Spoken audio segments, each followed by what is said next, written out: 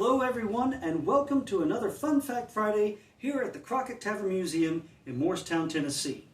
Now, for those of you who have been following along with our Facebook and YouTube posts, then you'll remember that in our last few episodes we discussed clay pipes and tobacco, which of course is only kind of natural considering that the two quite literally go hand in hand.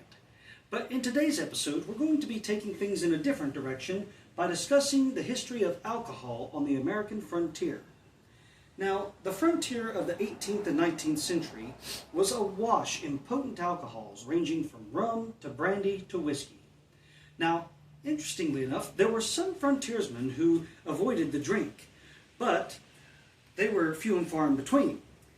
For most of our frontier heroes, drink was a besetting vice and in often cases brought ruination.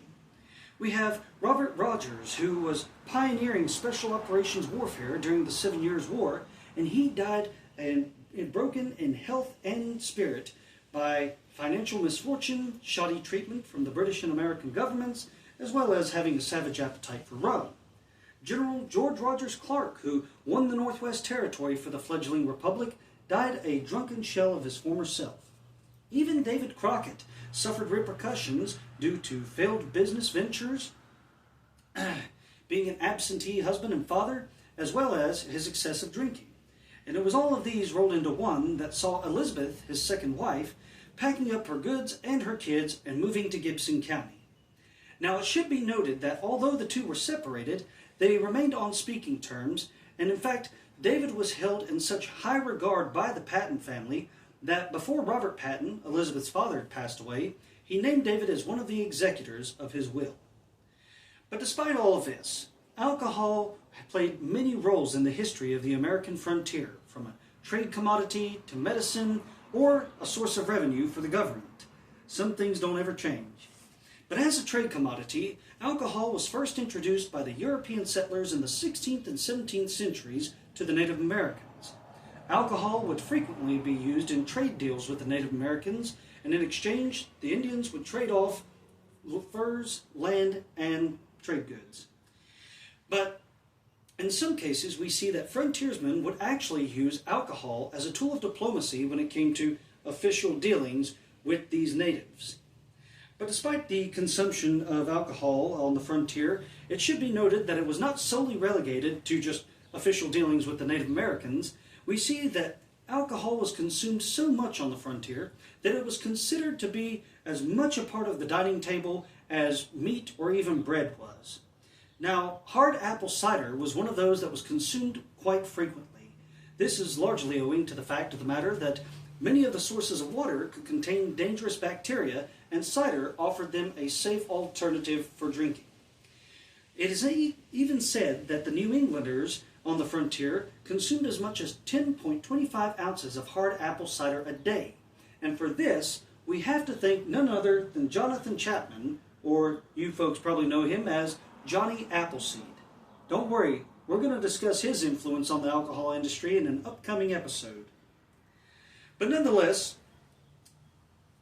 regardless of whether or not alcohol was just a common part of life for the American frontiersmen, we do see, as previously mentioned, that it was being used as a source of revenue for the government.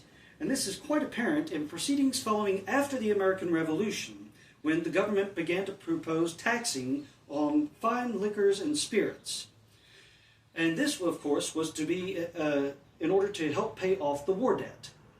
Now, whiskey in and of itself generated so much income that Treasury Secretary Alexander Hamilton could not help but to propose the tax.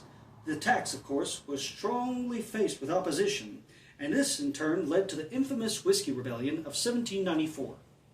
But despite all of this, whether it was trade commodity, medicine, or source of revenue, we know that alcohol on the frontier played a large factor in whether or not one could live or die.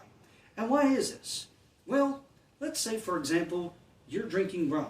And I'll put it to you like this, folks, that a rum ration could get a man through a rough, hard day.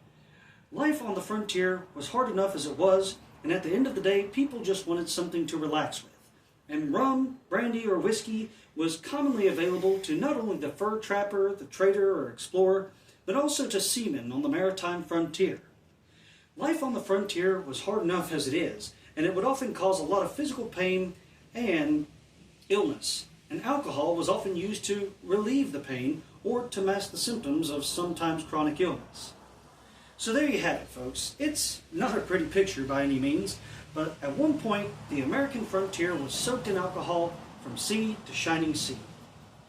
Well, this concludes our Fun Fact Friday for the day, and we just want to thank you all so much for following along with us as we journey through life as it was in the 18th and 19th century. We want to thank you all for following us on Facebook and YouTube. Your support is greatly noted.